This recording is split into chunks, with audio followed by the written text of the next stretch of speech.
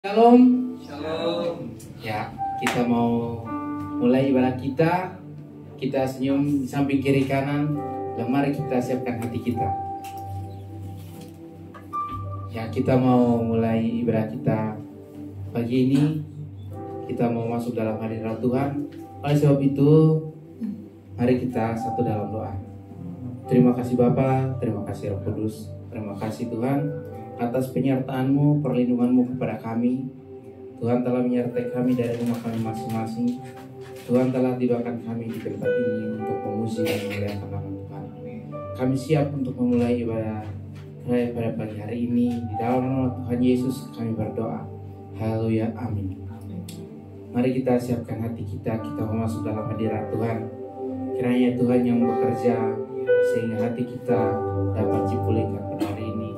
Dan Tuhan telah menyertai kita dalam satu minggu ini. Mari kita angkat pujian kita, menyembah kita mengatakan agung dan mulia Tuhan.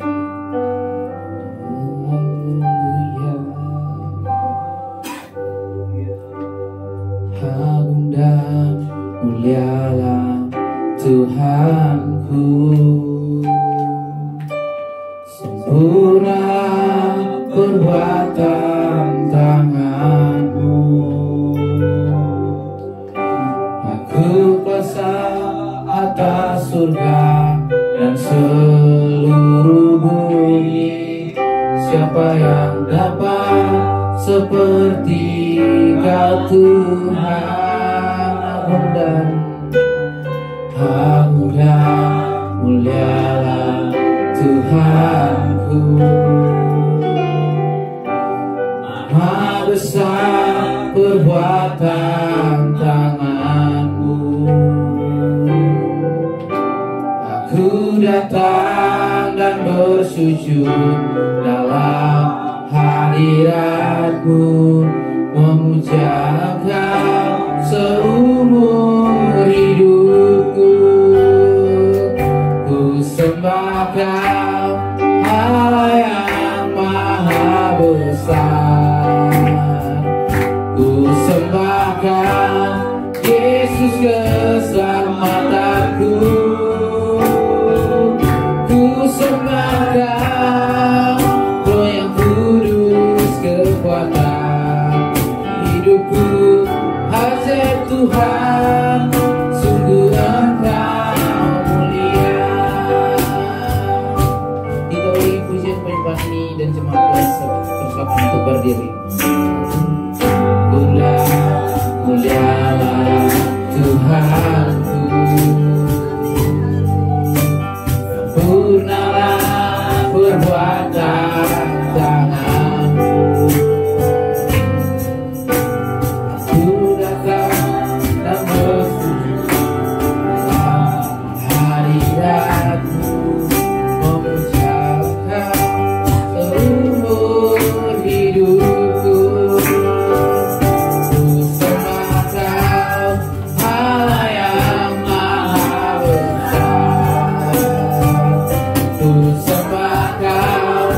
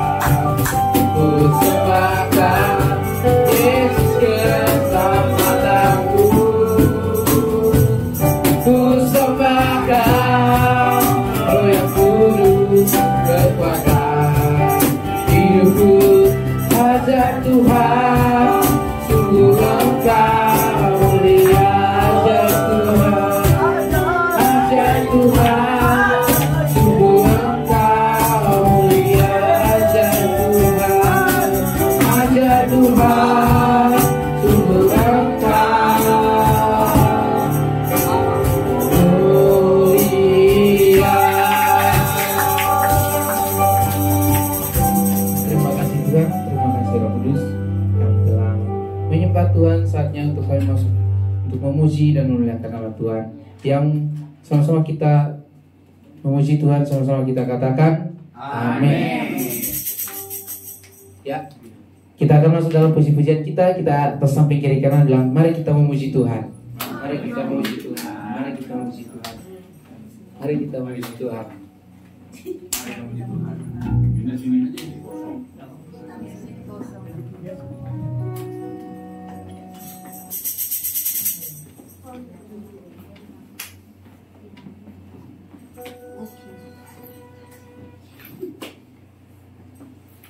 Ya, kita akan angkat pujian kita yang pertama. Kita katakan segala pujian dan hormat hanya bagi Dia.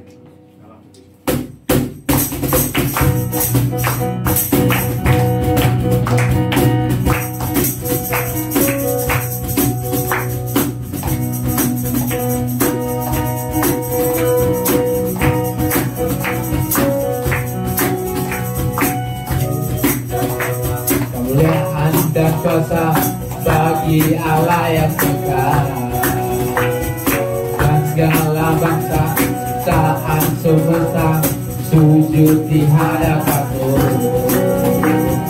Surga bumi nyatakan kemuliaan-Mu, dan setiap lutut bertelut menyembah Kau. Tuhan kami tinggikan, kerajaan-Mu kekal selamanya. Allah yang kekal, pujian dan hormat, pujian dan hormat, kemuliaan dan kuasa bagi Allah yang kekal. Dan segala bangsa ciptaan semesta sujud di hadapan-Mu. Surga bumi nyatakan kemuliaan-Mu, dan setiap lutut bertelut menyembah Kau. Tuhan kami tinggikan, kerajaan-Mu kekal selamanya. Allah yang kekal, kerajaan-Mu berkuasa di bumi. Puji Allah yang kekal, perbuatan-Mu ajaib dan besar.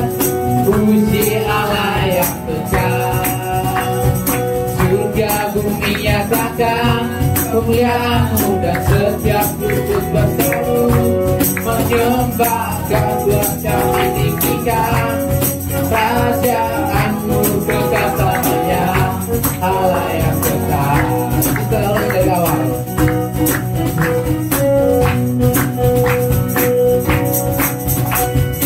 Pujian dan hormat, kemuliaan dan kuasa bagi Allah yang kekal.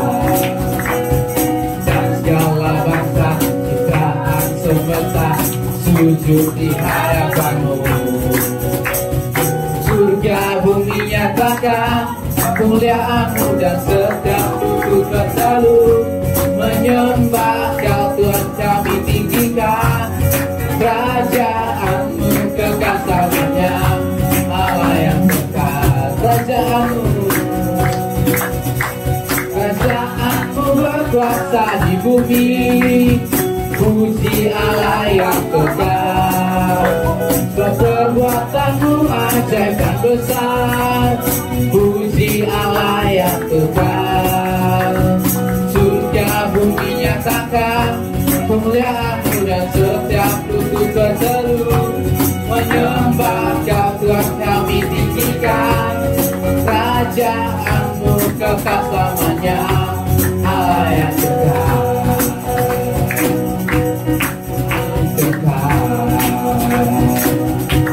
Allah yang kekal. Masih memisi Tuhan. Nah, kita angkat pujian kedua yang mengatakan segala puji syukur.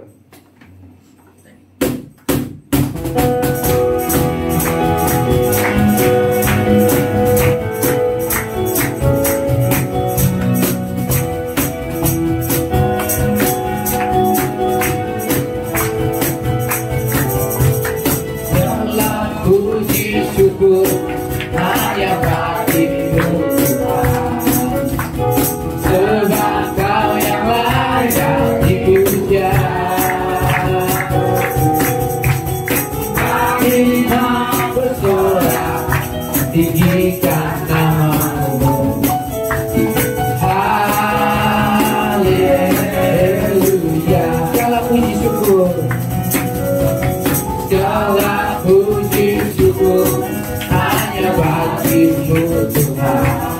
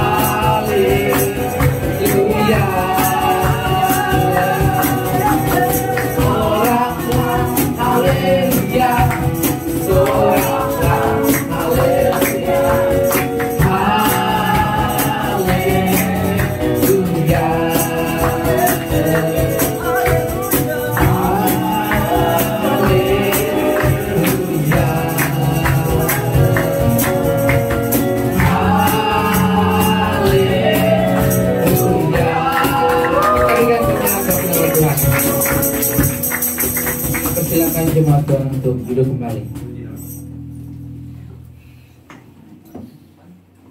Ya, kita akan masuk dalam ruang pemberitaan firman Tuhan. Ya, kita siapkan hati kita mau masuk dalam ruang pemberitaan firman Tuhan. Oleh sebab itu, kita akan mengangkat pujian penyembahan kita katakan, firman-Mu berkata kau besertaku. Haleluya. Glory bagi Yesus, terpujilah Kau. Firman-Mu berkata kau besertaku, maka kuat roh dan jiwaku. Tangan-Mu Tuhan selalu ku nantikan, di setiap langkahku percaya. Firman-Mu berkata kau besertaku, maka kuat roh dan jiwaku.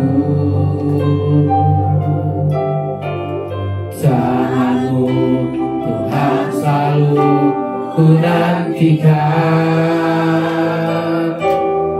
di setiap langkahku percaya. Dengan sayap-Mu ku akan terbang tinggi di tengah badai hidup. Ku tak menyerah, Kau kekuatan dan perlindungan bagiku. Bertolongmu di tempat maha tinggi, ku mengangkat tanganku, aku berserah. Kau nantikan, aku sembah Yesusku, Rajaku. Kita ulangi pujian penyembahan ini dari awal, dan jemaat Tuhan sebesar untuk berdiri. Firman-Mu berkata kau besertaku, maka kuat roh dan jiwaku. Tangan-Mu Tuhan selalu ku nantikan, di setiap langkahku percaya.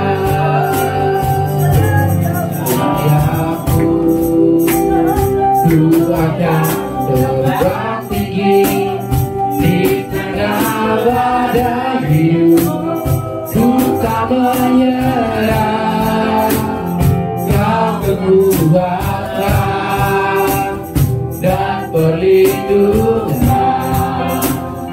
bagiku. Pertolongan-Mu di tempat maha tinggi, ku mengangkat tanganku, aku berserah. Kau nantikan, Kau yang ku sembah, Yesusku, Rajaku.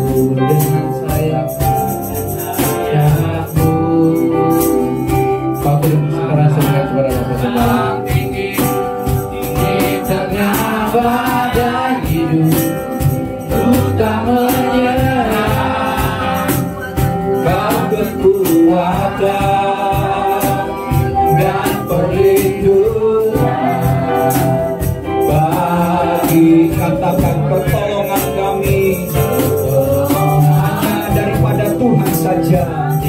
tempat maha tinggi.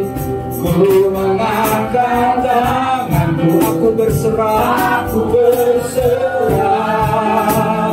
Kau ku nantikan, Kau yang ku sembah, Yesusku.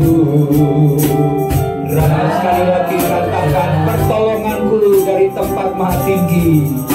Aku di tempat maha tinggi, ku mengangkat tanganku, aku berserah.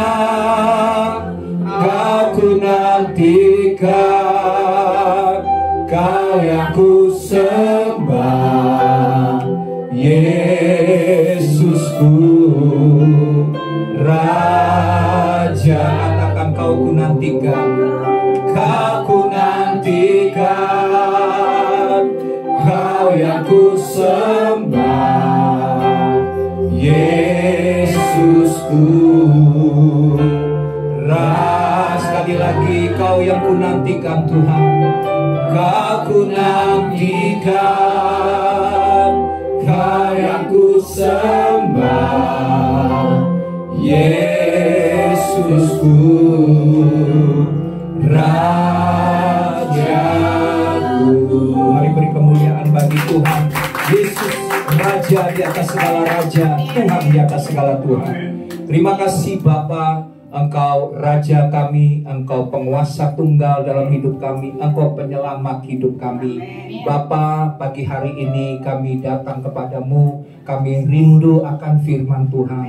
Penuhi bejana kami dengan firman-Mu, dan Roh Kudus mengajar kami, memberikan kami hikmat, pewahyuan, sehingga tanah hati kami bukan jadi tanah yang berbatu-batu atau tanah di pinggir jalan, tanah yang semak belukar, tapi berikan setiap hati kami Tuhan menjadi tanah yang baik, tanah yang subur, untuk benih daripada firman Tuhan boleh berakar, bertumbuh, dan berbuah lebat. Terima kasih Tuhan. Berbicaralah ya Tuhan, pakai bibir lidah hamba-Mu ini untuk menyampaikan isi hati Tuhan, kebenaran daripada firman Tuhan, sehingga kami boleh hidup di dalam firman-Mu, dan kami boleh menjadi pelaku-pelaku daripada firman Tuhan. Terima kasih Bapa, dalam nama Tuhan Yesus semua yang siap bersama-sama katakan amin. Amin. Puji Tuhan, silakan duduk. Shalom. Apa kabar? Luar biasa ya. Puji Tuhan, Tuhan menyertai, Tuhan mengasihi umat Tuhan. Dan hari ini kita sudah masuk di bulan November ya. Tidak terasa bulan depan kita akan merayakan Natal, kelahiran Tuhan Yesus. Dan hari ini kalau kita masuk di minggu pertama selama 1 bulan ini, temanya adalah bagaimana kita mengembangkan hidup yang benar ya. Tuhan mau supaya kita hidup dalam kebenaran, hidup yang benar, dan terus mengembangkannya hari demi hari. Amin. Karena kenapa? Karena Tuhan rindu kita boleh mengalami kebebasan secara rohani. Kita tidak lagi terikat dengan hal-hal yang berasal dari dunia, dan kita sungguh-sungguh mengalami hidup yang berkemenangan dari hari ke hari. Amin. Ya, hari ini tema khotbahnya adalah mewaspadai keserakahan. Mari sama-sama ucapkan bersama saya, 1, 2, 3. Mewaspadai keserakahan. Oke ya. Ya, kita baca dahulu firman Tuhan di dalam 2 Tesalonika pasal yang ketiga. 2 Tesalonika pasal yang ketiga, ayat yang pertama sampai dengan ayat yang ke-15. 2 Tesalonika 3 ayat pertama sampai 15. Saya akan baca ayat yang pertama, nanti Bapak Ibu jemaat baca ayat yang kedua. Kita bergantian sampai dengan ayat yang ke-15. Oke ya, 2 Korintus 3. 2 Tesalonika jadi Korintus nih. 2 Tesalonika 3. Oke, kalau tidak bisa langsung ya baca di depan layar. Oke ya. 1, 2, saya akan baca ayat 1. Selanjutnya saudara-saudara, berdoalah untuk kami supaya firman Tuhan beroleh kemajuan dan dimuliakan sama seperti yang telah terjadi di antara kamu. Ayat 2. Dan orang-orang jahat, sebab bukan semua orang beroleh iman. Ayat 3. Tetapi Tuhan adalah setia. Ia akan menguatkan hatimu dan memelihara kamu terhadap yang jahat. Dan kami percaya dalam Tuhan bahwa apa yang kami pesankan kepadamu, kamu lakukan dan akan kamu lakukan. Kiranya Tuhan tetap menunjukkan hatimu kepada kasih Allah dan kepada ketabahan Kristus. Tetapi kami berpesan kepadamu, saudara-saudara, dalam nama Tuhan Yesus Kristus, supaya kamu menjauhkan diri dari setiap saudara yang tidak melakukan pekerjaannya dan yang tidak menurut ajaran yang telah kamu terima dari kami. Sebab kamu sendiri tahu bagaimana kamu harus mengikuti teladan kami, karena kami tidak lalai bekerja di antara kamu dan tidak makan roti orang secara percuma, tetapi kami berusaha dan berjerih payah siang malam supaya jangan menjadi beban bagi siapapun di antara kamu. Bukan karena kami tidak berhak untuk itu, melainkan karena kami mau menjadikan diri kami teladan bagi kamu, supaya kamu ikuti. Sebab juga waktu kami berada di antara kamu, kami memberi peringatan ini kepada kamu. Jika seorang tidak mau bekerja, janganlah ia makan. Kami katakan ini karena kami dengar bahwa ada orang yang tidak tertib hidupnya dan tidak bekerja, melainkan sibuk dengan hal-hal yang tidak berguna. Orang-orang yang demikian kami peringati dan nasihati dalam Tuhan Yesus Kristus, supaya mereka tetap tenang melakukan pekerjaannya dan dengan demikian makan makanannya sendiri. Dan kamu, saudara-saudara, janganlah jemu-jemu berbuat apa yang baik. Jika ada orang yang tidak mau mendengarkan apa yang kami katakan dalam surat ini, tandailah dia dan jangan bergaul dengan dia, supaya ia menjadi malu. Tetapi janganlah anggap dia sebagai musuh, tetapi tegurlah dia sebagai seorang saudara. Amin. Kalau kita lihat di dalam ayat yang pertama, Bapak Ibu, ya, dikatakan ini adalah surat Rasul Paulus kepada jemaat di Tesalonika. Dalam ayat pertama dikatakan bahwa Paulus meminta jemaat Tesalonika untuk berdoa bagi dia. Ya. Kenapa Paulus meminta supaya berdoa bagi pelayan-pelayan Tuhan, bagi Paulus dan hamba-hamba Tuhan? Supaya firman Tuhan itu beroleh kemajuan. Firman Tuhan itu dapat tersebar.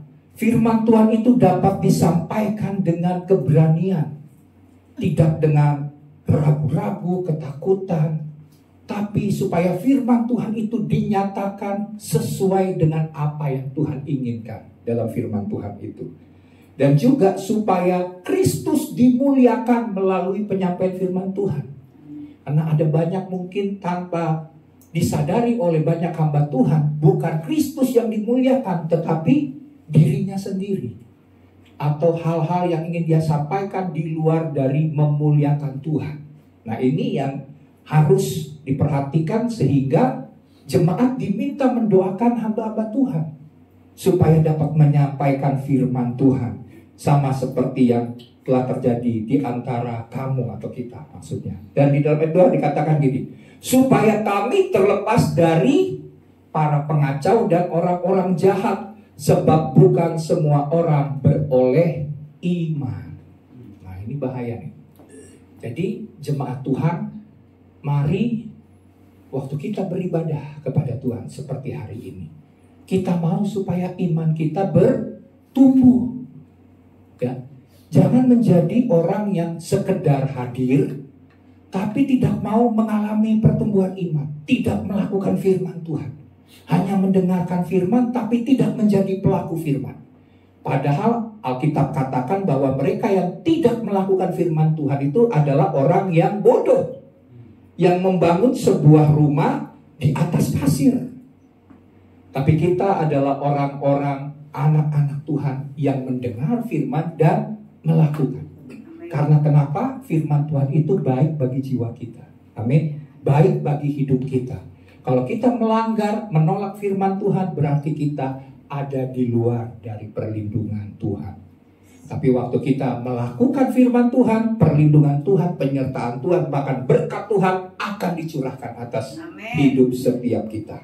Ya. Nah, kita lihat di dalam hal ini, tema kita hari ini, slide-nya adalah mewaspadai keserakahan. Nah, kita lihat dahulu apa itu keserakahan. Ya, keserakahan adalah penyakit hati yang membuat manusia tidak pernah puas. Jadi artinya begini, keserakahan adalah penyakit rohani yang menyerang hati kita, ya. Dan untuk itu, sebagai sebuah penyakit, kita harus apa? Buang. Amin. Supaya penyakit itu tidak ada dalam hidup kita. Karena menurut Alkitab, menurut firman Tuhan, keserakahan adalah keinginan yang berlebihan untuk memiliki yang lebih. Misalnya, lebih banyak harta, lebih banyak misalnya kuasa, lebih banyak status, atau lebih banyak apapun juga yang membuat kita menempatkan sesuatu yang kita inginkan itu di atas daripada Tuhan, bahkan di atas dari semua orang. Yang penting dirinya yang puas, dirinya yang memperoleh semua. Orang lain mau apapun, bahkan dengan cara-cara yang jahat sekalipun, yang menghalalkan segala cara sekalipun, bagi orang yang serakah dia akan lakukan. Karena sikap egoisnya ini. Ya. Jadi ini bukan soal memiliki tentang banyak. Kita boleh, Tuhan mau memberkati kita dengan banyak karunia, talenta, berkat. Tuhan bisa berikan itu kepada kita. Tetapi ini bicara sikap hati. Ya, sikap hati yang tidak pernah puas. Padahal firman Tuhan katakan, cukupkanlah engkau dengan apa yang Tuhan berikan kepada kita. Tapi orang yang serakah, dia nggak mau sekedar cukup. Dia bilang, saya harus kejar. Terutama mengejar uang, kekayaan, dan segala perkara-perkara duniawi. Sehingga waktu dia melakukan hal yang demikian, dia bahkan rela melanggar hukum, melanggar moral manusia. Dan akibatnya ini sebenarnya orang yang serakah ini adalah orang yang memberontak atau menolak kedaulatan Tuhan. Atau orang yang serakah ini adalah orang yang merusak hubungan relasi dengan sesama. Karena kenapa? Sikapnya yang tidak pernah puas, yang ego terhadap dirinya sendiri. Nah, penyakit rohani ini harus dibuang. Amin.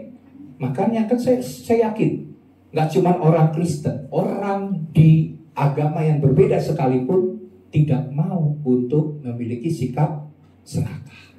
Ya. Jadi firman Tuhan jelas mengatakan supaya kita jangan menjadi orang yang serakah. Mari kita lihat firman Tuhan dalam Lukas 12 dulu. Lukas 12 ayat 15. Lukas 12 ayat 15 berkata, ini perkataan Yesus ya. Katanya lagi kepada mereka, berjaga-jagalah dan waspada. Yesus pernah berkata berjaga-jaga dan waspada adalah supaya kita berdoa, betul kan? Tapi ada satu hal lagi yang Yesus katakan supaya kita berjaga-jaga dan waspadalah. Dengan apa? Dengan segala ketamakan. Dikatakan segala ketamakan, berarti nggak cuma satu, betul kan? Ketamakan itu banyak hal, nggak cuma ingin mengejar uang yang banyak, tapi banyak hal. Pengakuan, kenyamanan, semua hal yang didasari oleh sikap serakah. Sebab walaupun seorang berlimpah-limpah hartanya, hidupnya tidaklah tergantung pada kekayaannya itu. Dan orang dunia zaman sekarang ini menganggap bahwa kekayaan itu adalah yang paling penting. Nah, dalam ayat yang kita baca sebenarnya di Lukas 12 ini, perikopnya, ini bicara tentang orang kaya yang bodoh. Waktu dia punya harta yang berlimpah-limpah, dia berencana untuk membangun lumbung-lumbung yang lebih besar untuk menumpuk uangnya. Ya, nah waktu dia hendak mau membangun, Tuhan berkata, esok hari kamu akan aku panggil. Jadi percuma dia menumpuk, percuma dia mau untuk membangun yang besar, tapi dia tidak pernah menikmati apa yang dia sudah lakukan untuk mendapatkan harta yang banyak. Jadi artinya begini, Yesus tidak menyalahkan untuk dia mau bangun lumbung yang lebih besar karena hartanya banyak. Dia perlu tempat yang baru. Tapi yang menjadi persoalan di dalam ayat, nanti Bapak Ibu bisa baca ayat Lukas 12 ini di rumah, bisa lebih pelajari lagi. Karena dikatakan dalam ayat itu dia menumpuk untuk dirinya sendiri. Nah, ada banyak orang bekerja menghasilkan uang yang banyak, tujuannya adalah untuk dirinya sendiri. Padahal kita sebagai anak-anak Tuhan, sebagai orang Kristen harus tahu bahwa semua yang Tuhan berikan itu adalah anugerah. Kita ini hanya pengelola, amin, bukan pemilik. Nah, kalau kita tujuannya menumpuk untuk diri kita sendiri, kita mengejar sepanjang hidup kita untuk mengejar harta dan kekayaan untuk diri kita sendiri, maka ujungnya kita akan mengalami kebinasaan kekal. Karena kenapa? Nggak lagi mikirkan perkara-perkara Tuhan, nggak lagi pikirkan perkara-perkara tentang sesama. Nah, itu adalah didasari oleh sikap serakah. Tuhan tidak mau kita memiliki sikap yang demikian, karena itu adalah penyakit. Amin. Sadari, kalau penyakit jangan dipelihara. Penyakit harus sembuh supaya sehat rohani. Ya. Oke. Selanjutnya Kolose 3 ayat 5 kita lihat dulu. Dikatakan begini. Karena itu matikanlah dalam dirimu segala sesuatu yang duniawi. Amin. Kita ini sedang berhadapan dan berjuang menghadapi sikap-sikap duniawi di sekitar kita. Orang-orang yang duniawi. Dan kita sebagai orang Kristen punya gaya hidup yang beda dengan orang dunia. Kita ini mengikuti prinsip-prinsip kerajaan Allah yang tertulis dalam firman Tuhan. Jangan kita kalah dengan orang-orang dunia. Kita terpengaruh dengan kehidupan dunia. Seharusnya kita yang mempengaruhi dunia ini, karena kita adalah garam dan terang dunia. Kita harus berani menyatakan kebenaran. Jangan takut kalau tujuannya karena kenapa? Kita inginkan orang di sekitar kita selamat. Amin. Orang di sekitar kita dipulihkan. Orang di sekitar kita mengalami berkat-berkat daripada Tuhan. Ya, dikatakan begini, matikanlah segala sesuatu yang duniawi, yaitu percabulan, kenajisan, kecemaran, ya. Percabulan itu perbuatan zina, hawa nafsu, ya, keserakahan, nafsu jahat, keinginan-keinginan untuk melakukan hal-hal yang jahat, dan juga keserakahan. Ya. Yesus sudah bilang, waspada, berjaga-jaga dengan keserakahan. Karena kenapa? Di dalam ayat ini dikatakan keserakahan itu sama dengan dosa penyembahan berhala. Tahu artinya penyembahan berhala?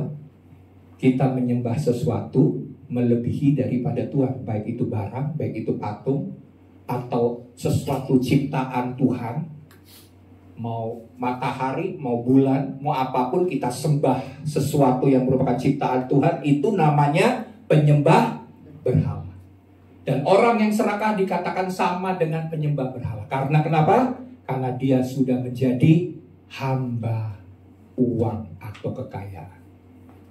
Kata Tuhan, kamu harus pilih, kamu menyembah Mamon atau menyembah Tuhan. Kalau kamu menyembah Mamon, kamu gak layak bagi kerajaan Tuhan. Keserakahan disamakan oleh firman Tuhan sebagai bentuk penyembahan berhala.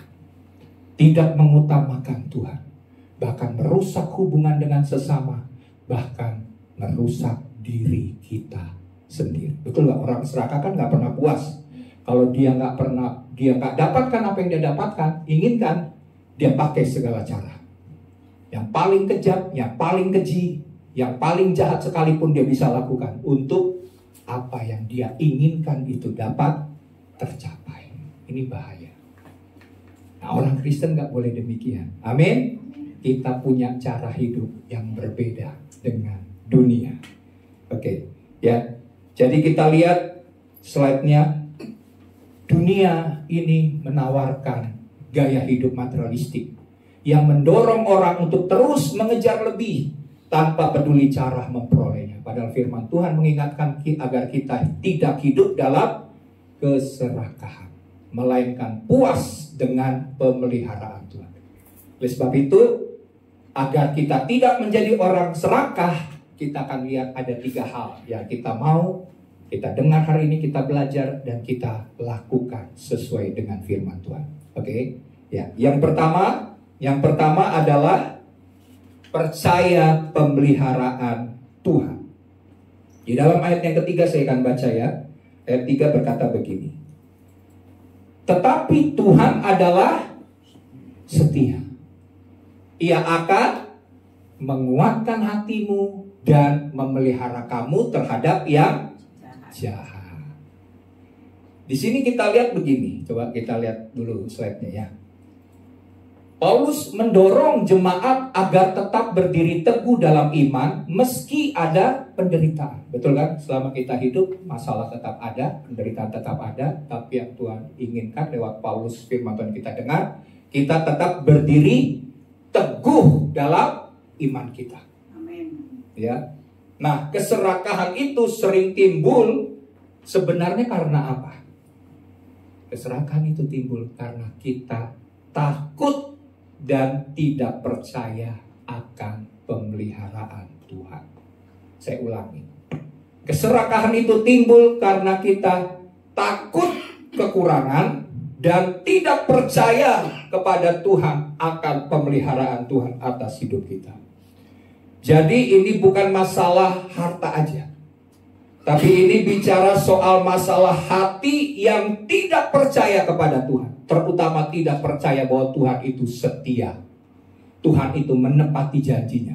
Tuhan berkuasa melakukan banyak hal. Yang bagi kita itu mustahil, tapi bagi Tuhan tidak ada yang mustahil.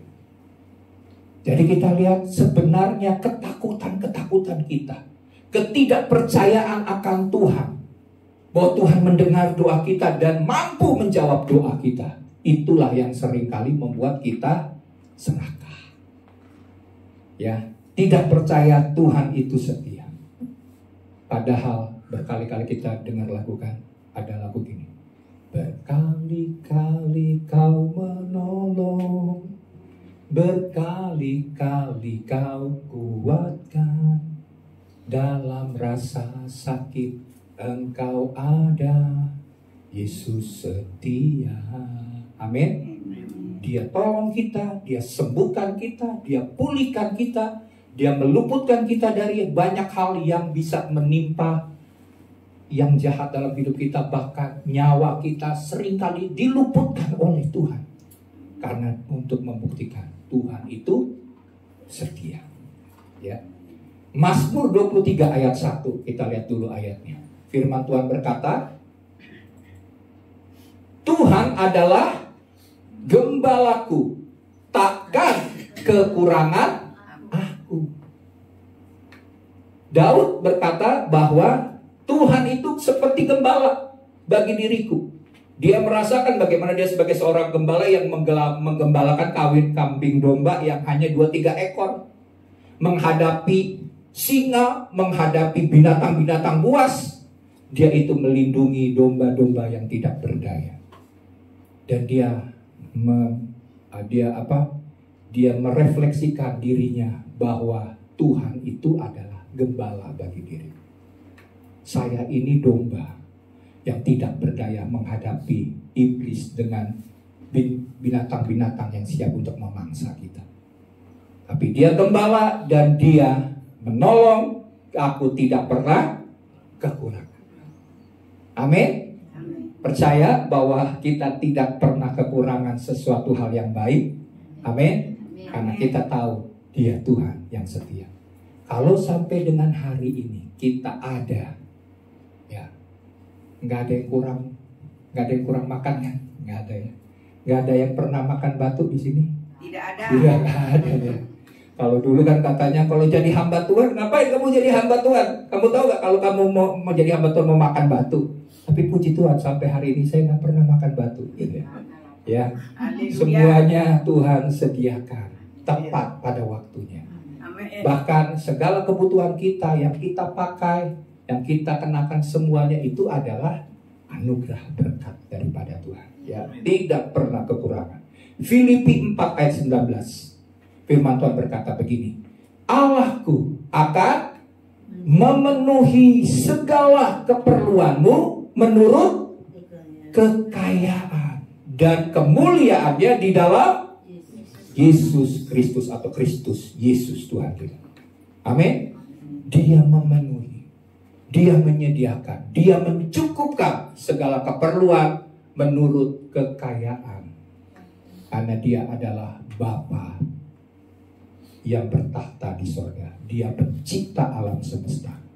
Jangan lagi takut, jangan lagi khawatir, karena Dia pemelihara hidup kita. Bangsa Israel waktu di padang gurun, ya, meski Tuhan sudah menyediakan mereka mana dari sorga. Tuh, tahu mana dari sorga? Pernah lihat? Saya cuma bisa lihat di Google atau di YouTube. Ya, siapa di sini yang pernah makan mana dari sorga?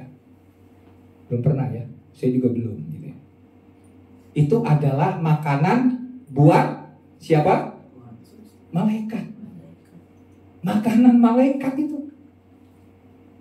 Sampai sekarang cuma bangsa Israel yang pernah makan mana dari sorga. Kita belum pernah. Kita minta sama Tuhan juga mungkin gak dikasih gitu ya. Belum dikasih. Mana dari sorga disediakan untuk bangsa Israel di padang gurun. Mencari makan kan gak ada di padang gurun, tapi diberikan makanan yang super mewah. Makanan para malaikat yang dihidangkan khusus malaikat. Rasanya itu manis ya, seperti roti. Sekali makan kenyang. Satu harian kenyang dengan makan roti yang dari sorga itu. Itu mana dari sorga? Disediakan oleh Allah bagi bangsa Israel di padang gurun. Tapi apa yang mereka miliki? Mereka menuntut lebih. Mereka tidak puas karena tidak percaya pemeliharaan Tuhan. Lihat, mujizat. Mereka jalan ya, berjalan, ya kan? Ada sungai terbelah, mereka berjalan di tanah yang kering. Sepatu mereka tidak pernah rusak dari Mesir sampai mereka masuk tanah perjanjian. Padahal di padang gurun berapa tahun? 40 tahun. Sepatu kita paling kuat berapa tahun? Ada yang 1 tahun, ada yang 5 tahun, ada yang 10 tahun. Itu juga udah perlu ganti misalnya. Tapi ini 40 tahun tidak pernah rusak. Karena di padang gurun tidak ada bengkel sepatu ya, yang bisa mensol sepatu supaya sepatu yang rusak dibetulin. Gak ada. Tapi itu disediakan Tuhan dengan luar biasa. Mujizat, tanda-tanda ajaib, penyertaan Tuhan dengan tiang awan, tiang api itu dahsyat luar biasa. Tapi mereka nggak pernah merasa cukup. Oleh karena perasaan tidak cukup ini, ada beberapa bangsa Israel yang dibinasakan oleh malaikat maut. Ya, jadi di sini kita belajar, kita harus percaya akan pemeliharaan Tuhan yang luar biasa. Slide ya.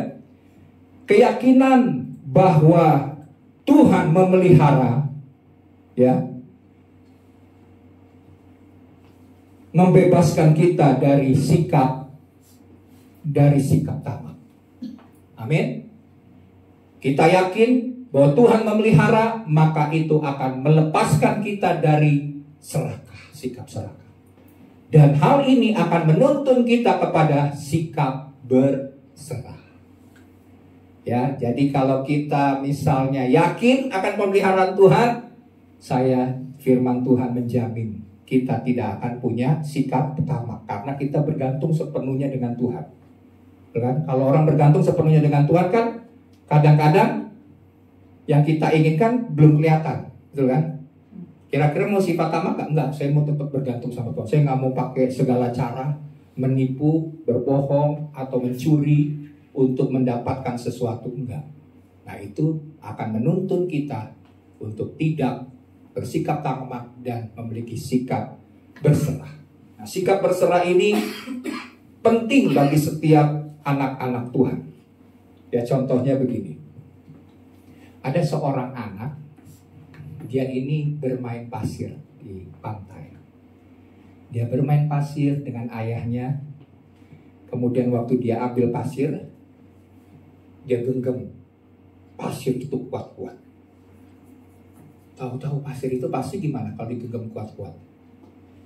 Makin lama makin dia tekan, tadinya banyak begini ditekan keluar semua kan. Lama-lama pasir itu akan habis, hilang. Terus ayahnya berkata begini kepada anaknya, kalau kamu terlalu genggam, terlalu keras, maka pasir itu akan hilang. Tetapi kalau kamu buka tanganmu, ya pasti bisa ditampung lebih banyak lagi. Benar? Kalau kita genggam pasir, itu akan habis dan hilang. Tapi kalau kita buka tangan kita, pasirnya tetap ada, nggak akan hilang, masih ada. Jadi di sini kita belajar semakin kita genggam harta kita kuat-kuat tanpa berserah kepada Tuhan, semakin kita kehilangan damai dan sukacita. Tetapi jika kita membuka tangan kita, kita mempercayai Tuhan, pasti kita akan punya hati yang tenang. Amin. Dan kalau kita punya hati yang tenang, kita mempercayai Tuhan, maka Tuhan yang akan mengisi tangan kita dengan caranya, dengan mujizatnya yang ajaib. Amin. Jadi angkat tangan ini begini, membuka tangan ini artinya berserah. Waktu kita berserah, Tuhan bisa bekerja. Tapi kalau kita semau-maunya pengen berusaha dengan kekuatan kita, kita kehilangan damai, kehilangan sukacita, bahkan kita kehilangan banyak hal. Padahal Tuhan mau memberkati kita berlimpah-limpah, karena dikatakan menurut kekayaan dan kemuliaannya. Ya. Nah, jadi di sini kita belajar firman Tuhan. Bahkan pemazmur Raja Daud berkata begini. Mari kita lihat ayatnya. Ini disingkat ya. Mazmur 37 ayat 25. Berkata begini, dahulu aku muda, sekarang telah menjadi tua, tetapi tidak pernah kulihat orang benar ditinggalkan, atau anak cucunya meminta-minta roti. Maksudnya pengalaman daripada Raja Daud ini, dia punya pengalaman hidup, dia melihat bahwa orang benar tidak pernah ditinggalkan oleh Tuhan. Amin. Tuhan sediakan, Tuhan cukupi, Tuhan adakan mujizat, dan pertolongannya itu tidak pernah terlambat atas hidup kita. Amin. Sekarang pertanyaannya bagi setiap kita, apa yang kita akan pilih? Ya, apakah kita percaya kepada Tuhan, atau waktu kita kekurangan atau kekhawatiran itu mendorong kita menumpuk kekayaan atau harta? Kita mau pilih yang mana? Apakah kita didorong oleh ketakutan, didorong oleh kekhawatiran, sehingga kita, waduh perlu nih banyak ya, apalagi mau dengar 2026, resesi global, resesi ekonomi. Gimana nih caranya nih bisa menumpuk harta semakin banyak, semakin banyak, semakin banyak. Padahal nanti kalau resesi, uang itu sudah tidak ada harganya. Kalau segala sesuatu yang kita harapkan itu tidak bisa kita dapatkan lebih lagi, kita hanya bisa berharap kepada Tuhan, bergantung kepada Tuhan. Kalau kita bergantung kepada Tuhan, kita tahu sumbernya. Amin. Kita kejar berkatnya, uang itu akan terbang, melayang. Tapi kita kejar, kita pegang berkat, kita pegang Tuhan, berkatnya pasti akan turun mengalir atas hidup kita. Amin. Jadi cari sumber, bukan cari berkatnya. Ya, itu yang penting. Dan itu harus kita miliki, yaitu hati yang percaya akan pemeliharaan Tuhan. Oke, yang kedua. Yang kedua adalah menghindari buruknya pergaulan. Dalam ayat 6 dan ayat 14 saya akan bacakan, dikatakan firman Tuhan begini. Tetapi kami berpesan kepadamu saudara-saudara, dalam nama Tuhan Yesus Kristus. Ini Paulus sampai ngomong begini nih. Saya berpesan, pesannya ini bukan sembarangan, di dalam nama Tuhan Yesus. Dia katakan begini, supaya kamu menjauhkan diri dari setiap saudara yang tidak melakukan pekerjaannya dan yang tidak menurut ajaran yang telah kamu terima dari kami. Artinya apa? Menjauhkan diri dari saudara yang tidak melakukan pekerjaan, artinya orang yang bermalas-malasan. Paulus katakan jauhi orang yang bermalas-malasan. Ya, di dalam ayat, kemudian di dalam ayat 14 kita lihat dulu lagi ayat 14. Jika ada orang yang tidak mau mendengarkan apa yang kami katakan dalam surat ini, tandailah dia dan jangan bergaul dengan dia. Lihat, supaya ia menjadi malu. Artinya apa? 2 kali dalam perikop ini Paulus katakan, berpesan di dalam nama Tuhan Yesus, supaya menjauhi orang-orang yang malas dalam pekerjaannya, hidupnya nggak tertib, ya, dan tandai mereka. Waduh, kira-kira kita kan nggak mau seperti itu ya, ditandain gitu ya. Ini karena kita orang yang malas, terus kita juga jadi orang yang dikatakan dalam firman Tuhan ini adalah tidak menuruti ajaran yang disampaikan. Jadi betapa pentingnya kita jadi pelaku firman. Amin. Kita melakukan apa yang diajarkan oleh firman Tuhan, oleh Alkitab. Kita lakukan. Karena kalau nggak, Paulus katakan, jauhi mereka demikian. Mau saudara seiman sekalipun, jauhi. Wah. Karena kenapa? Tujuannya ini bukan buat dia jadi kecewa. Enggak. Tujuannya itu supaya mereka malu dan sadar akan kesalahannya. Dan dikatakan tegurlah dia dengan sebagai seorang saudara, bukan sebagai musuh. Jadi menasehati, menegur itu baik. Jangan setiap kita ditegur, kita pikir, wah ini perkataannya ini menyakitkan, ya membenci saya. Enggak. Menegur, menasehati dengan maksud yang baik. Saya percaya anak-anak Tuhan di sini, ya, kita mendengar akan nasihat yang baik, kita harus lakukan, karena itu adalah ajaran yang diajarkan oleh firman Tuhan. Jadi kalau sampai 2 kali, supaya jangan berhubungan dekat dengan orang-orang yang demikian, atau bergaul dekat dengan mereka, supaya kita hidup di dalam berkat-berkat Tuhan. Dan hal ini penting untuk diperhatikan. Dikatakan begini, pergaulan yang salah sering menularkan gaya hidup cinta akan uang. Betul gak? Di dunia ini, di masa sekarang ini, kehidupan orang-orang dunia itu begitu kuat, cinta akan uang. Ya.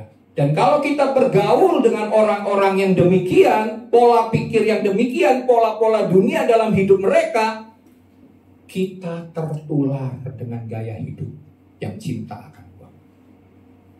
Hindari gaya hidup negatif yang merusak. Ini merusak.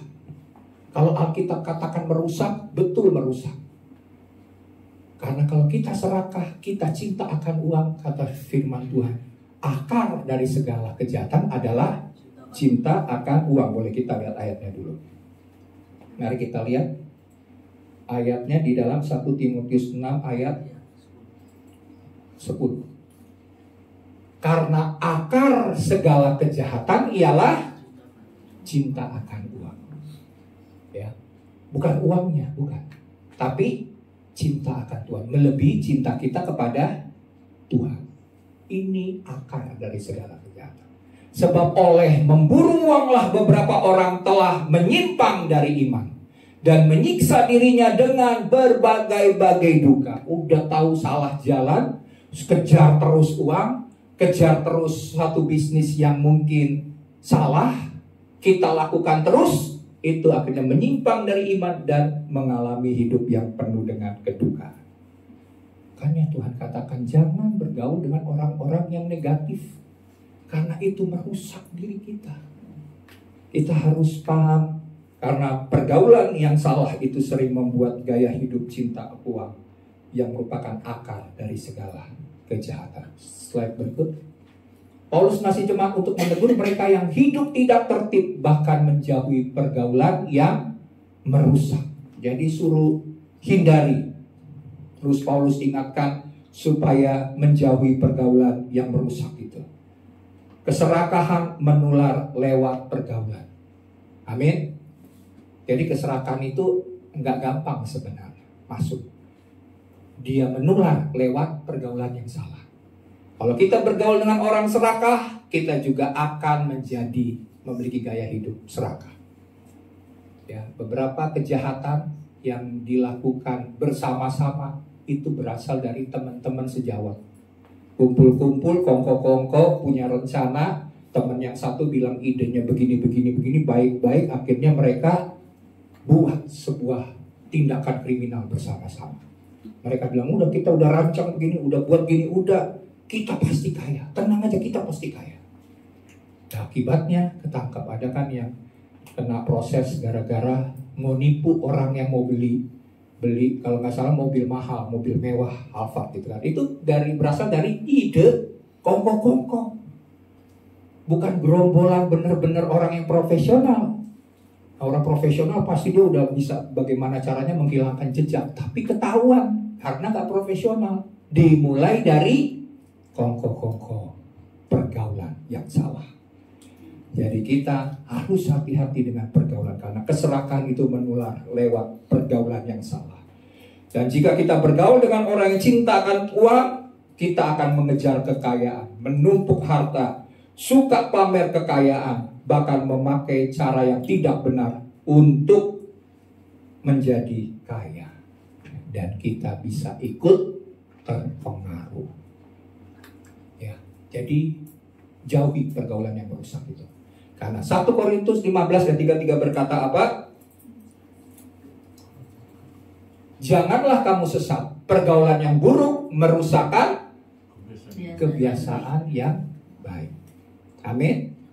Kebiasaan yang baik berarti bisa dikalahkan dengan pergaulan. Kalau pergaulan kita baik, maka kebiasaan baik itu akan terus terpelihara dan bisa berkembang. Tapi kalau kita punya kebiasaan-kebiasaan yang baik yang ditanamkan oleh orang tua kita sejak kecil, tapi kita salah bergaul, itu bisa mengubah, merusak kebiasaan baik itu menjadi jahat. Ya. Jadi hati-hati dengan pergaulan kita. Yang harus kita lakukan adalah jangan salah pilih pergaulan. Berani menegur, menasihati mereka yang hidup tidak tertib. Amin. Harus berani. Sebagai anak-anak Tuhan, tegur dengan kasih, nasihati dengan kasih, supaya mereka jangan terus terjerumus dalam lubang yang lebih dalam lagi. Ya, bukan menganggap diri orang-orang itu, saudara seiman itu musuh, tetapi sebagai saudara seiman di dalam Kristus. Jadi yang harus kita lakukan, pilihlah komunitas yang benar. Amin. Komunitasmu menentukan masa depanmu. Komunitas yang salah, kumpul dengan orang-orang yang malas bekerja, ya kan? Kumpul kongko-kongko yang penting kumpul, itu akan merusak masa depanmu. Kebiasaanmu yang baik berubah jadi kebiasaan yang salah. Pilih komunitas yang menolong bertumbuh dalam iman, bukan mengikuti gaya hidup duniawi. Kemudian hindari media sosial yang konten-kontennya itu percabulan, perzinahan, terus kejahatan, kekerasan. Wah, saya lihat tuh serem tuh anak-anak muda videoin pukul sesama temennya, ya, dihajar sampai udah jatuh, ditendang lagi, yang lain video, yang lain ketawa-ketawa, yang lain mukul sampai pingsan orang yang dipukul. Nah, ini adalah pergaulan yang nggak baik. Jangan tonton yang media sosial seperti demikian. Jangan, karena kenapa? Nanti berpikir, wah kalau gitu enak juga jadi ketua geng. Wah, ini bahaya nih. Mau jadi pemimpin yang nggak benar gitu. Jadilah pemimpin rohani yang membangun, yang menguatkan, yang menasehati di dalam iman. Kemudian yang perlu kita lakukan adalah carilah sahabat-sahabat rohani. Amin. Cari. Kalau kita lihat, ini orang ini kayaknya lebih rohani daripada saya. Saya mau bergaul dengan dia. Karena firman Tuhan berkata, orang yang bergaul dengan orang bijak menjadi bijak. Mau jadi orang bijak? Belajar dengan orang bijak. Jadi orang pintar, belajar dengan orang pintar. Jadi orang yang sukses, belajar dengan orang sukses. Tapi yang sukses yang benar ya, yang positif. Jangan sukses dengan cara yang negatif, yang salah. Lakukan hal demikian, maka hidupmu akan terpelihara dengan baik. Pertanyaannya, siapa yang mempengaruhi saya dalam melihat uang? Kita mesti tahu siapa yang mempengaruhi kita dalam hal melihat harta. Apakah firman Tuhan atau budaya dunia? Harus kita lihat. Kalau kita melihat uang, kita melihat harta, ini yang mempengaruhi kita nih pikiran-pikiran duniawi atau sesuai firman Tuhan kan? Ya. Oke, yang ketiga, yang terakhir. Yang ketiga, tekun berbuat kebaikan. Ya. Di dalam ayat yang ke-13 dikatakan begini. Dalam ayat yang ke-13, dan kamu saudara-saudara janganlah jemu-jemu berbuat apa yang baik. Saya ulangi. Dan kamu saudara-saudara janganlah jemu-jemu. Berarti terus menerus berbuat apa yang baik. Jangan hari ini baik, besok wah saya mau rancang kejahatan dulu deh sedikit. Nah itu nggak boleh. Tidak jemu-jemu berarti terus menerus. Hari ini berbuat baik, besok berbuat lebih baik, lusa berbuat yang tambah baik lagi, supaya hidup kita jadi berkat, bisa menolong orang, bisa menasehati yang nggak baik. Itu yang harus jadi tujuan orang Kristen. Amin. Bukan malah ngikuti pola dunia, cara dunia. Jangan. Ini waktunya sudah singkat, Tuhan Yesus sudah mau datang. Amin. Sungguh-sungguh melakukan firman Tuhan. Karena dikatakan begini, kenapa kita harus tekun berbuat kebaikan? Sebab lawan daripada keserakahan adalah murah hati. Ya, kemurahan hati itu akan mengalahkan keserakahan. Tapi kalau kita ego untuk diri kita sendiri, kita akan memunculkan keinginan-keinginan serakah. Tapi kalau kita murah hati, kita akan kalahkan keserakahan. Ya. Nah, agar tidak terjebak dalam keserakahan, kita perlu melatih diri menjadi pribadi generous. Pribadi generous itu adalah pribadi yang murah hati. Ya, pribadi yang murah hati itu berarti bukan sekedar sering memberi. Hati-hati. Ini sikap ini bicara soal hati. Bukan sekedar kelihatan karena mau pamer, nah ini bahaya. Tapi sungguh-sungguh dari dalam hati. Sebuah cara hidup yang lahir dari hati yang penuh syukur kepada Tuhan akan berkat Tuhan. Terus juga didasari oleh iman yang teguh kepada Tuhan. Dan disertai dengan tindakan kasih yang nyata. Pribadi yang generous ini, pribadi yang murah hati ini, menyadari bahwa dirinya ini bukan pemilik. Amin. Semua yang kita miliki adalah milik siapa? Tuhan. Kita hanya mengelola. Kalau kita menyadari diri kita adalah pemilik dari segala yang kita punya, kita akan jadi orang yang egois dan serakah. Berpusat kepada diri sendiri saja, penumpuk untuk diri sendiri. Tapi kalau kita tahu ini adalah anugerah milik Tuhan, kita gampang untuk melepas, memberkati. Ya, itu yang Tuhan inginkan. Jadi keserakahan berkata begini, saya harus dapat lebih banyak. Tetapi firman Tuhan berkata, Kisah Rasul 20 ayat 35. Ini bedanya. orang dunia, orang serakah dengan firman Tuhan. Firman Tuhan berkata, dalam segala sesuatu telah kuberikan contoh kepadamu, bahwa dengan bekerja demikian kita harus membantu orang-orang yang lemah dan harus mengingat perkataan Tuhan Yesus, sebab Ia sendiri telah mengatakan, ini Yesus sendiri yang berkata, adalah lebih berbahagia memberi daripada menerima. Orang dunia kan berkata lebih baik menerima banyak daripada memberi, menabur. Wah, enggak lah, kalau mau investasi boleh lah, pokoknya tujuannya untuk saya. Enggak. Firman Tuhan berkata lebih berbahagia memberi daripada menerima. Nah, saudara nanti lihat, pelajari, bahagia kapan? Waktu kita beri orang kesulitan, susah, hati kita ikut senang, hati kita sukacita. Makanya dikatakan lebih berbahagia. Kalau kita terima, ya kita terima, puji Tuhan. Kadang-kadang orang udah menerima lupa dengan orang yang sudah menolong. Nah, jadi di sini firman Tuhan katakan kalau kita memberi pasti kita udah. Kadang-kadang kita lupa dengan apa yang sudah kita berikan, gitu kan? Karena kenapa? Karena kita memberi dengan ucapan syukur, dengan iman, dan dengan tindakan kasih. Itu berdampak luar biasa bagi kehidupan kita. Nah, jadi kita lihat bahwa keserakahan itu muncul karena sikap egois. Ada satu kisah dalam Alkitab yang nanti Bapak Ibu bisa baca di rumah, dalam 2 Raja-Raja pasal yang kelima. Kisahnya itu tentang siapa? Gehazi.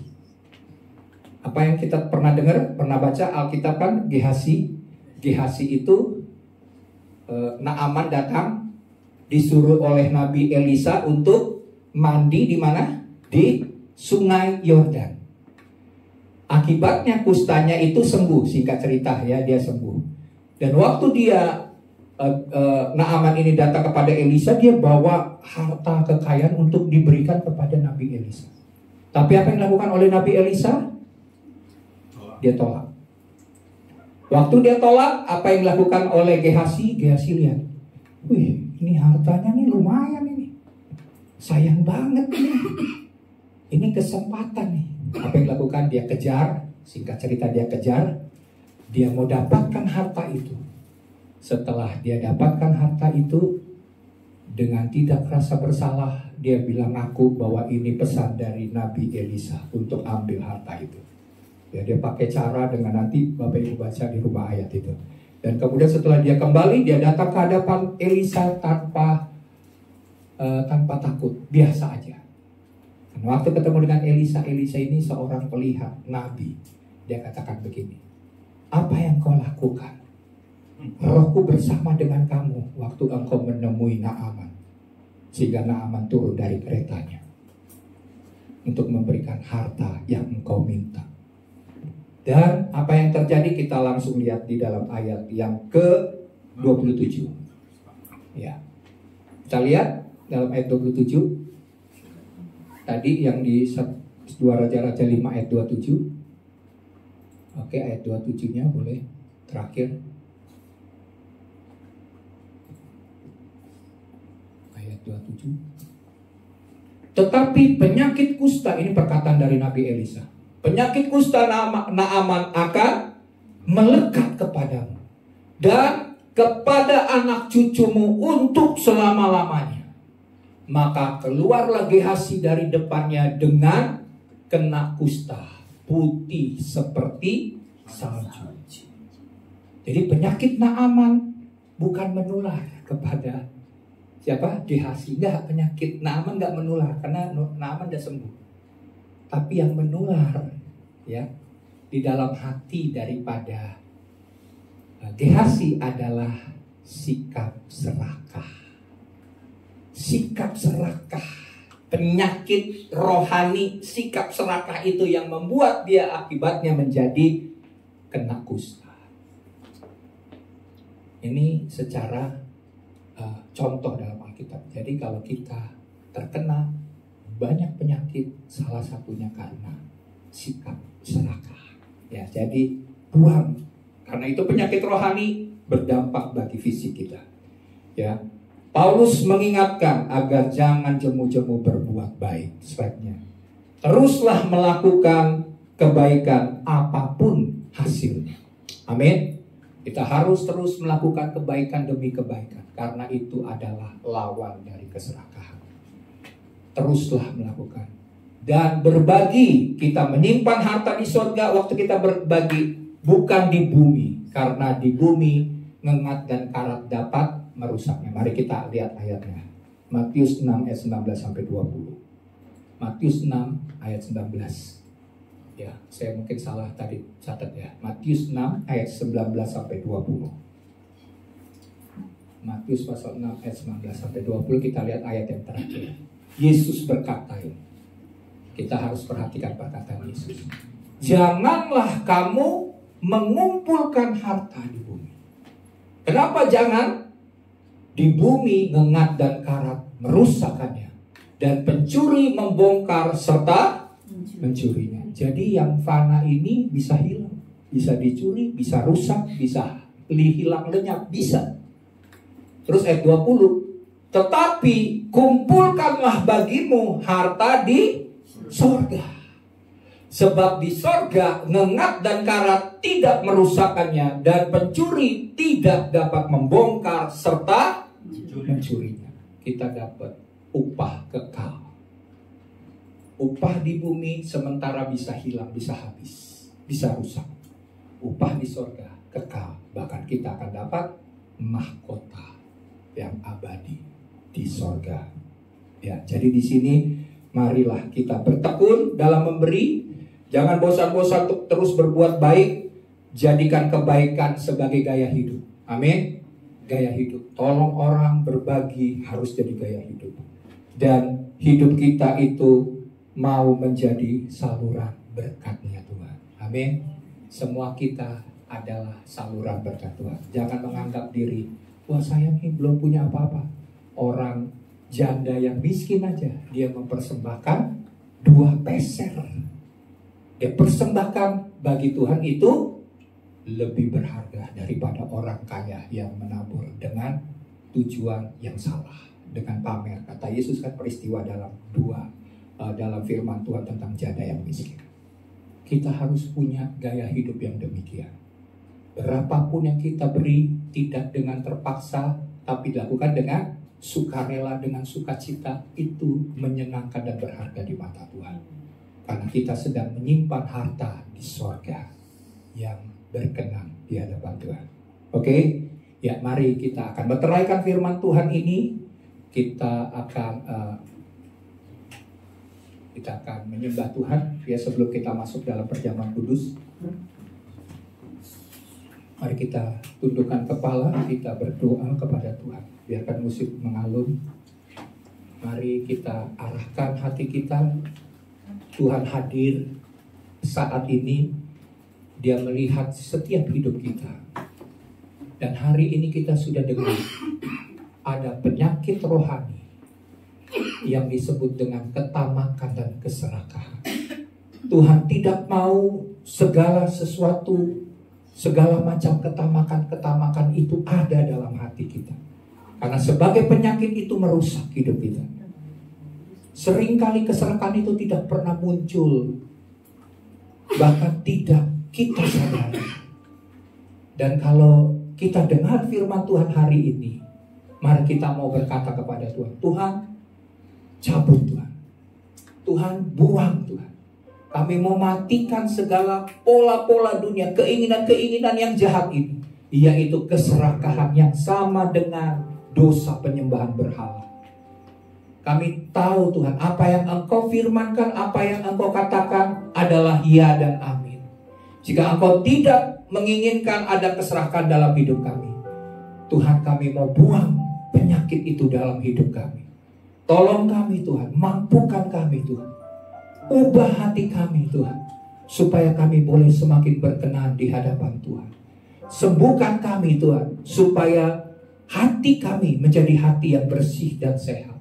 Jauh dari keinginan-keinginan yang jahat yang Engkau sedang nyatakan lewat firman Tuhan hari ini. Dan kami tahu kami akan lawan keserakahan itu dengan tekun berbuat baik. kami akan melakukan firman Tuhan seperti yang Tuhan inginkan, maka kami akan mengalami kebebasan dan kelepasan yang daripada Tuhan. Kami mau menghindari pergaulan yang buruk, dan kami mau terus percaya akan pemeliharaan Tuhan yang setia atas hidup kami. Oleh sebab itu Tuhan, pulihkan hati kami, bentuk hati kami, ubah hati kami seperti yang Tuhan inginkan. Mari kita nyanyikan lagu ini, biar ini menjadi sebuah doa di hadapan Tuhan. Dan Tuhan akan bekerja lewat firman Tuhan yang kita dengar hari ini. Terima kasih Roh Kudus. Haleluya.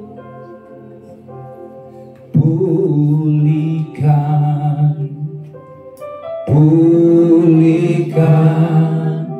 hatiku dengan kasih-Mu. Katakan bentuklah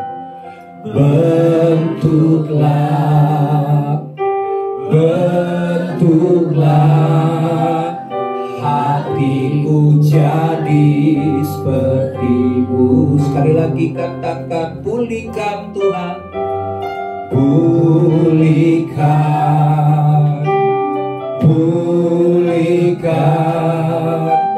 hatiku dengan kasih-Mu. Bentuklah Tuhan, bentuklah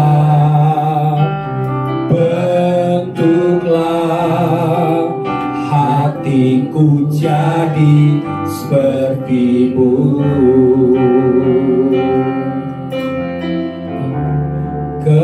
Kekudusan-Mu memenuhiku, Tuhan, ini rinduku. Ubah hatiku seperti hati-Mu. Amin Tuhan. Kudus berkenan bagi-Mu. Amin Tuhan. Bagaikan emas yang murni, bentuk hatiku selalu. Amin Tuhan. Biar ku menjadi ciptaan baru, bebas dari semua yang jahat. Suci dengan gambar-Mu, sucikanku, kuduskan hatiku, Tuhan. Mari kita bawa hati kita di hadapan Tuhan. Tuhan mau ubah kita, Tuhan mau pulihkan hidup kita, Tuhan mau menjadikan hati kita suci, kudus, tulus, berkenan di hadapan Tuhan. Dan biarlah setiap kali kita datang beribadah, kita mau berjumpa dengan Tuhan, kita rindu Tuhan ubahkan, sehingga semua hal yang salah, semua hal yang jahat dalam hati kami, dalam pikiran kami, dalam hal yang tidak kami sadari, Tuhan mengubahnya menjadi baik. Sehingga gambar diri Tuhan yang rusak oleh karena dosa akan dipulihkan dengan gambar diri yang Tuhan tetapkan ada bagi kita orang-orang yang percaya kepadanya. Terima kasih Tuhan. Mari kita nyanyikan sekali lagi lagu ini dengan kesungguhan hati. Engkau sedang berhadapan dengan Tuhan. Saya hanya menyampaikan firman Tuhan, tapi urusan hatimu, hidupmu, urusanmu dengan Tuhan. Waktu kita melakukan dengan kesungguhan hati, hidup kita diubahkan, hidup kita jadi berkat, hidup kita akan memuliakan Tuhan, dan orang akan melihat dan akan mengikuti kita yang mengikuti kehendak dan rencana Tuhan. Mari kita nyanyikan lagi lagu ini sebelum kita mau masuk dalam perjamuan. Haleluya. Pulihkan Tuhan, pulihkan. Mari Roh Kudus, pulihkan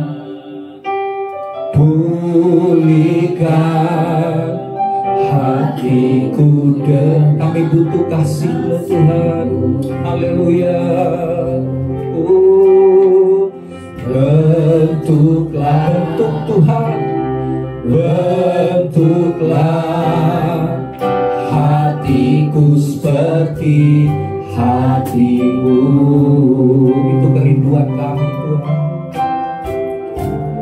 kekudusan-Mu memenuhiku.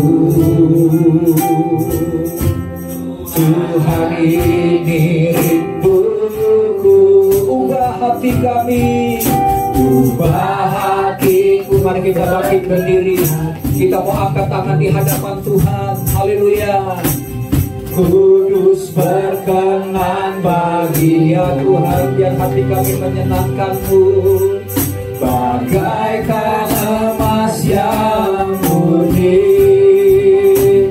bentuk hatiku selalu yang menjadi ciptaan baru, dan ciptaan baru. Bebas dari segala yang jahat, bebas dari segala yang jahat.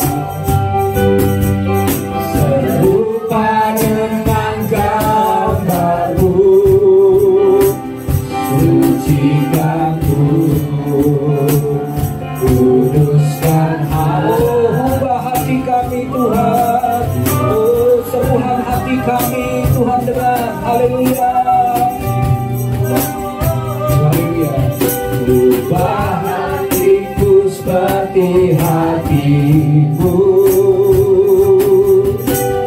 kudus berkenan bagi ya Tuhan. Kami mau berkenan di hadapan-Mu, bagaikan emas yang murni, bentuk hatiku selalu.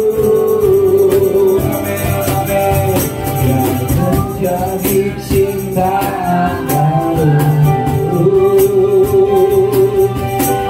bebas dari semua, bebas dari segala yang jahat. Serupa dengan gambar-Mu, sucikanku, kuduskan hatiku Tuhan. Sucikanku dan kuduskan, kuduskan hatiku.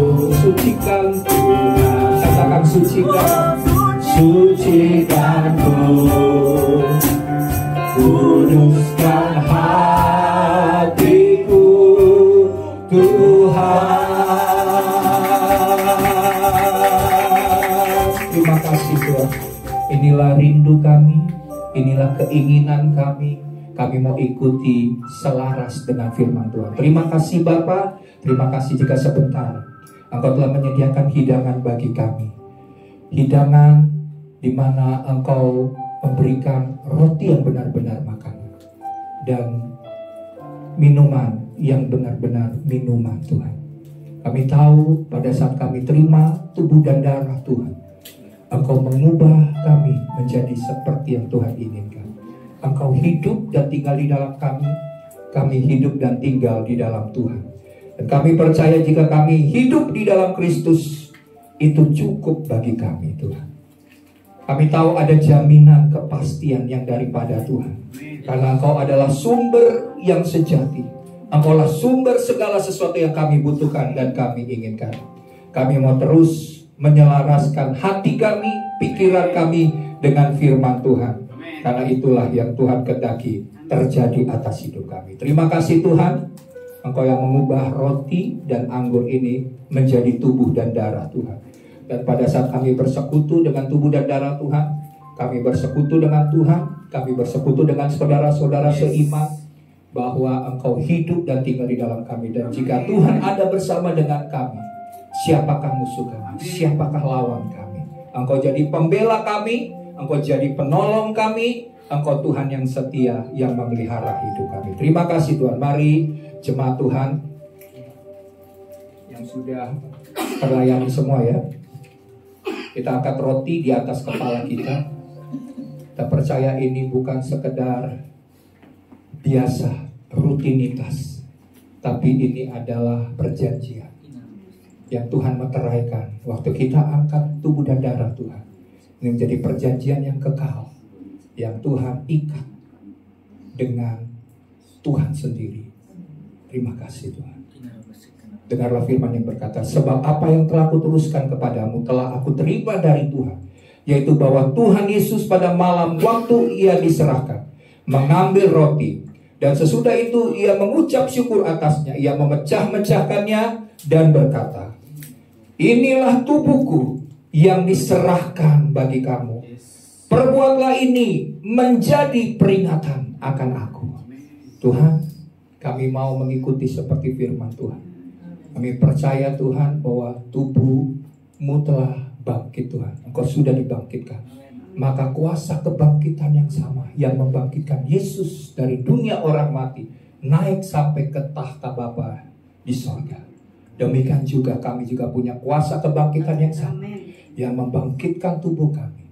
Sehingga tubuh kami yang lemah, tubuh kami yang sakit, tubuh kami yang penuh dengan kelemahan, baik itu keinginan-keinginan berdosa, kecenderungan-kecenderungan berdosa dalam tubuh kami, dalam keinginan tubuh kami, dimatikan Tuhan dalam nama Yesus, diubahkan dengan tubuh kebangkitan-Mu, sehingga iman kami bangkit, pengharapan kami bangkit, kasih kami kepada Tuhan semakin hari semakin dalam, karena tubuh kebangkitan-Mu yang hidup dan tinggal di dalam kami. Terima kasih Bapa, kami akan beroleh hidup yang kekal untuk tinggal bersama-sama dengan Tuhan di sorga selama-lamanya. Pada saat kami terima tubuh kebangkitan-Mu ini. Terima kasih Tuhan. Mari sebelum kita makan, firman Tuhan yang berkata, bukankah roti yang dipecah-pecahkan ini adalah persekutuan dengan tubuh Tuhan? Mari kita makan dengan iman dalam nama Tuhan Yesus.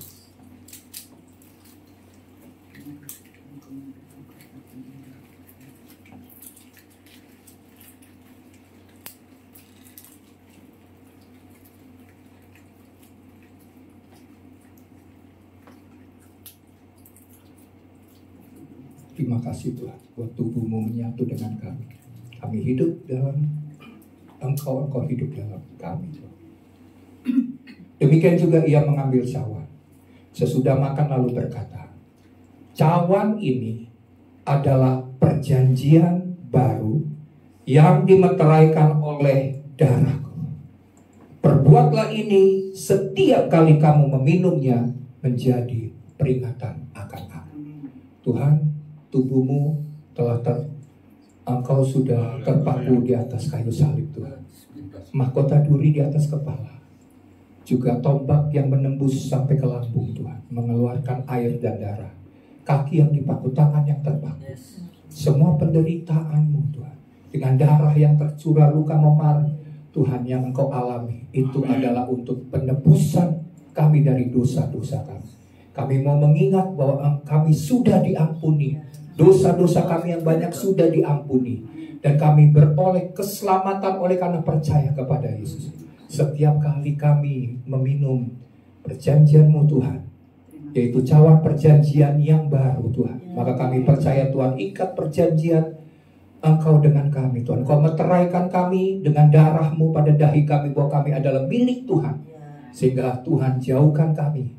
Tuhan tutup bungkus lubungi kami dengan darah-Mu, menjauhkan dari sakit penyakit, dari pekerjaan iblis, dari tipu daya tipu muslihat iblis. Kami mengalahkan iblis yang mendakwa kami siang dan malam dengan darah anak domba dan perkataan kesaksian kami. Terima kasih Bapa, terima kasih Tuhan, kami adalah milik-Mu dan kami terima perjanjian-Mu yang dimeteraikan dengan darah-Mu.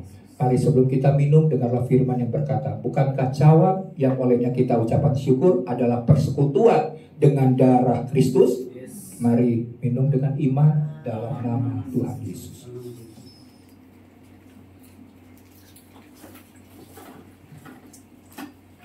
Terima kasih. Saya serahkan kepada Rosuki. Silakan. Kita katakan karena salib-Mu.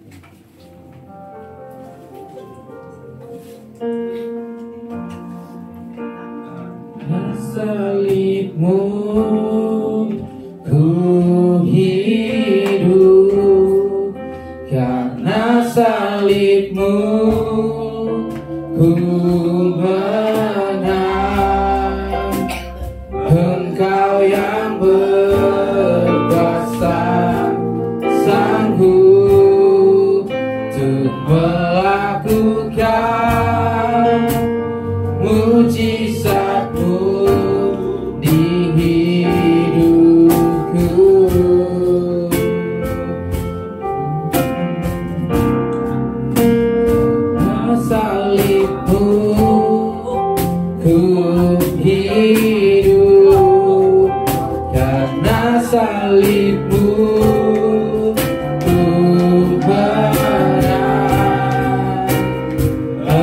Engkau yang berkuasa, sanggup untuk melakukan mujizat-Mu di hidupku. Engkau yang berkuasa, sanggup untuk melakukan mujizat-Mu di hidupku. Terima kasih Bapa atas firman-Mu, dan sekaligus persembahan kudus kami telah diberkati oleh kebenaran firman-Mu. Sebentar kami akan memberikan persembahan kami. Kami doa di dalam nama Tuhan Yesus, kami berdoa. Amin. Kita akan memberi persembahan kita dan kita angkat pujian penyembahan besar anugerah.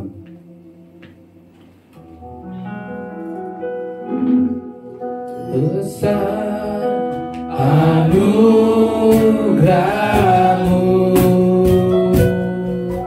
melimpah kasih-Mu, semakin hari semakin bertambah. Besar anugerah-Mu, besar anugerah-Mu, besar anugerah-Mu, melimpah kasih-Mu,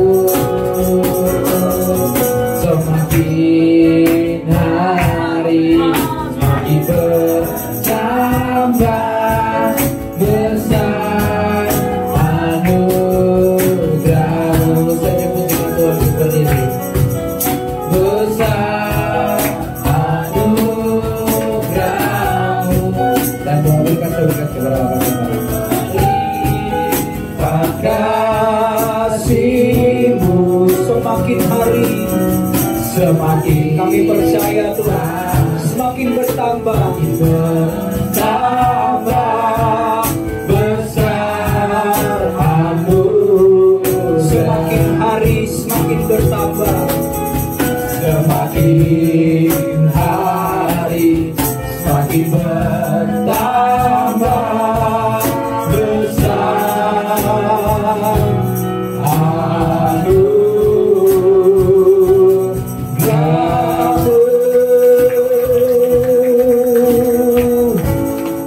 Kami percaya Tuhan, anugerah-Mu akan terus Tuhan tambah-tambahkan, berlimpah dalam hidup kami, karena Engkau mau dan menyediakannya bagi setiap kami. Terima kasih Bapa buat setiap pemberian dari jemaat Tuhan, persembahan yang kami bawa di hadirat Tuhan bagi pekerjaan Tuhan. Tuhan memberkati setiap tangan-tangan yang memberi Tuhan. Mereka yang melakukannya sesuai dengan kehendak dan firman Tuhan. Tuhan yang memberkati sesuai dengan janji-Mu Tuhan. Terima kasih Bapa. Juga kami berdoa Tuhan bagi jemaat-Mu yang lemah Tuhan sudah kuatkan, yang sakit Tuhan sembuhkan, yang berbeban berat Tuhan pulihkan. Dan jika ada masalah hubungan-hubungan antara keluarga, suami, istri, antara orang tua dengan anak, saudara bersaudara satu dengan yang lain, Tuhan pulihkan. Kasih-Mu Tuhan mempersatukan dan menyempurnakan. Terima kasih Bapa, kami tahu bersama dengan Tuhan tidak ada perkara yang mustahil. Engkau memelihara, menguatkan kami, menolong kami tepat pada waktunya. Kami tidak pernah ditinggalkan. Terima kasih Bapa, kami juga tidak akan kekurangan sesuatu yang baik. Baik setiap kami yang bekerja, Tuhan beri hikmat, Tuhan berikan pengetahuan, kecerdasan. Mereka yang kuliah, sekolah, Tuhan juga menyediakan segala sesuatu yang mereka perlukan Tuhan. Kami percaya bersama dengan Tuhan, kami tidak perlu takut. Terima kasih Bapa, hari ini Tuhan kami juga berdoa bagi jemaat yang tidak bisa hadir. Tuhan lawat mereka, sehingga pada minggu-minggu berikutnya mereka juga boleh hadir. Mereka boleh mengalami Tuhan, mendengar firman Tuhan, dan hidup mereka menjadi lebih baik, diberkati oleh Tuhan lewat kebenaran firman-Mu. Terima kasih Bapa, dan juga kami berdoa bagi pemerintah kami. Tuhan berkati Bapak Presiden, Bapak Prabowo, Wakil Presiden Bapak Gibran, seluruh pemerintahan dari tingkat pusat, daerah, para menteri Tuhan. Tuhan berkati, berikan mereka hikmat, takut akan Tuhan, sehingga mereka boleh memimpin bangsa ini menjadi lebih baik, sehingga Indonesia boleh menjadi sejahtera, boleh maju Tuhan, diluputkan dari kepentingan mencari kepentingan diri sendiri Tuhan, korupsi atau hal-hal yang jahat. Kami patahkan, kami tolak segala pekerjaan iblis melalui orang-orang jahat, melalui pemimpin-pemimpin dalam nama Tuhan Yesus Kristus. Berikan Bapa setiap hati pemimpin yang baik, hati pemimpin yang peduli kepada rakyatnya Tuhan. Terima kasih Bapa. Kami juga berdoa bagi TNI Polri, Tuhan berkati mereka boleh menjaga kesatuan negeri. Kami tolak segala perpecahan, segala rancangan iblis untuk memecah belah bangsa kami. Kami patahkan dalam nama Tuhan Yesus. Dan kami percaya Tuhan, shalom Tuhan turun atas Indonesia. Jika shalom Tuhan turun atas Indonesia, Indonesia akan menjadi Indonesia yang maju, Indonesia emas, Indonesia yang diberkati Tuhan, diluputkan dari segala malapetaka mara bahaya. Sekalipun dunia mungkin bergoncang ya Tuhan, tapi kami percaya di dalam Kristus, di dalam shalom Tuhan ada damai sejahtera yang berlimpah-limpah. Terima kasih Bapa, kami tidak akan kekurangan Tuhan, karena Engkau meluputkan dari segala hal yang jahat. Masalah juga kami berdoa jika ada bencana alam di negeri kami Tuhan, Tuhan luputkan bangsa kami. Dan jika hal itu terjadi, tidak akan memakan korban jiwa yang banyak Tuhan. Perlindungan Tuhan sempurna sampai kami rindukan setiap lutut bertelut, setiap lidah mengaku bahwa Yesus Kristus adalah Tuhan dan Juru Selamat atas hidup mereka. Biarlah itu terjadi atas Indonesia, dari Sabang sampai Merauke, dari Pulau Miangas sampai Pulau Rote. Terima kasih Bapa. Dan di penghujung daripada ibadah minggu pagi hari ini, kami siap untuk menerima berkat daripada-Mu. Mari angkat tanganmu, buka hatimu kepada Tuhan. Karena Tuhan mau mencurahkan berkat berlimpah-limpah, karena anugerahnya berlimpah atas kita. Tuhan memberkati engkau, Tuhan melindungi engkau, Tuhan menyinari engkau dengan wajahnya dan memberikan engkau kasih karunia. Tuhan menghadapkan wajahnya kepadamu dan memberikan engkau damai sejahtera yang melampaui segala akal. Maka turunlah berkat daripada Bapa Surgawi, kasih karunia, kasih setia, rahmat daripada Tuhan Yesus Kristus, dan persekutuan dengan Roh Kudus yang akan menyertai, akan memimpin, yang akan menuntun hidupmu. Dan janji Tuhan, engkau akan senantiasa naik tidak turun, menjadi kepala dan bukan ekor. Apa saja yang kau perbuat dengan kedua tanganmu, Tuhan buat berhasil, sehingga nama Tuhan dipermuliakan. Sampai Yesus Kristus datang kedua kali, kita dijauhkan dari segala hal yang jahat, kita tidak bercacat celah, dan kita akan dipanggil Tuhan, kita akan diangkat di awan-awan yang permai, dan tinggal dengan Tuhan selama-lamanya. Semua yang diberkati bersama-sama katakan amin. Puji Tuhan. Oke, silakan duduk. Mungkin silakan yang mau bersaksi.